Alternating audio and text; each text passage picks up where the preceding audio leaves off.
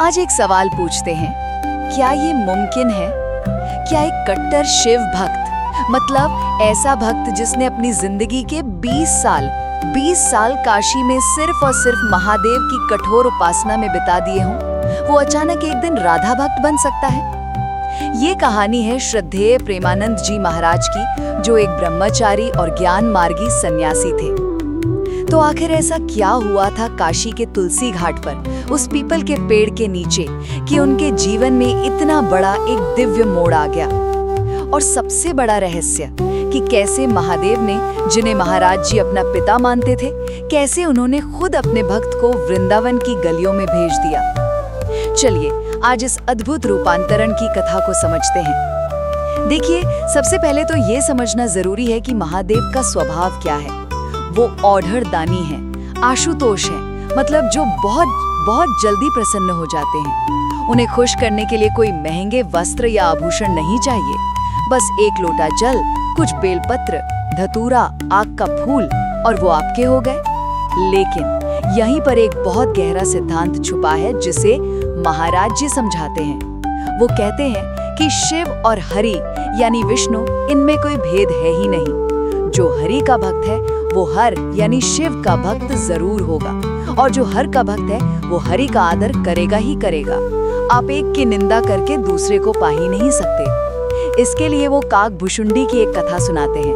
काकभुशुंडी महादेव के बहुत बड़े भक्त थे, पर भगवान विष्णु से उनसे द्वेष रखते थे। एक बार तो उन्होंने अपने गुरु का ही अपमान कर दिया, सिर्फ इसलिए क्योंकि उनके गुरु हरि और हर को एक मानते थे।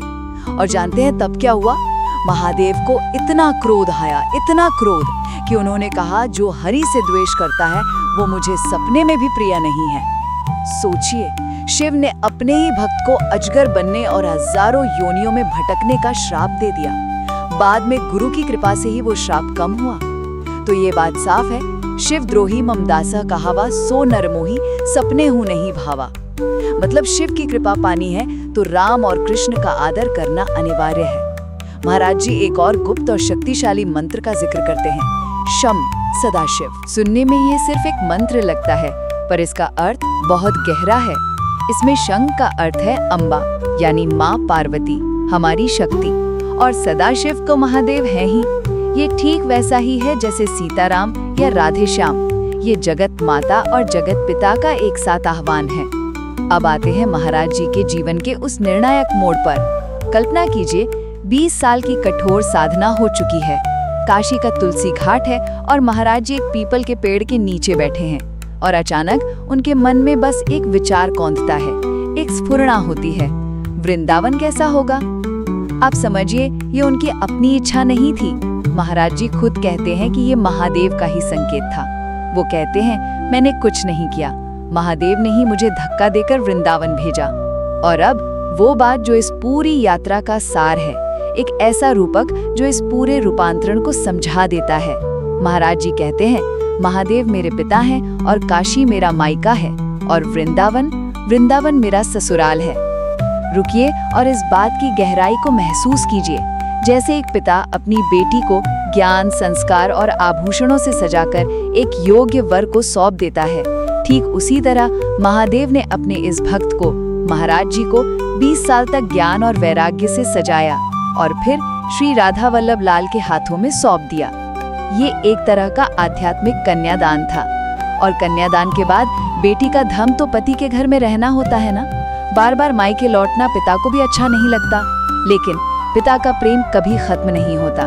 महाराज जी बताते हैं कि आज भी काशी से, उनके मायके से उनके लिए रुद्राक्ष, बेलपत्र और महादेव का प्रसाद उपहार के रूप में आता रहता है, ठीक वैसे ही जैसे एक पिता अपनी ब्याही हुई बेटी के लिए भेजता है। तो असल में ये कैलाश से वृंदावन तक की एक अद्भुत आध्यात्मिक यात्रा है। ये हमें सिखाती है कि शिव और कृष्ण में कोई भेद नहीं है। महादेव ही वो परम गुरु हैं जो भक्त की उंगली पकड़कर उसे प्रेम के सर्वोच्च शिखर यानी राधा रानी तक पहुंचाते हैं। महादेव को अपना पिता मानकर खुद को उन्हें समर्पित कर दीजिए। अगर आपको ये कथा पसंद आई हो तो टिप्पणी में जय भोलेनाथ और जय श्री राधे एक साथ जरूर लिखिएगा। जय महाकाली।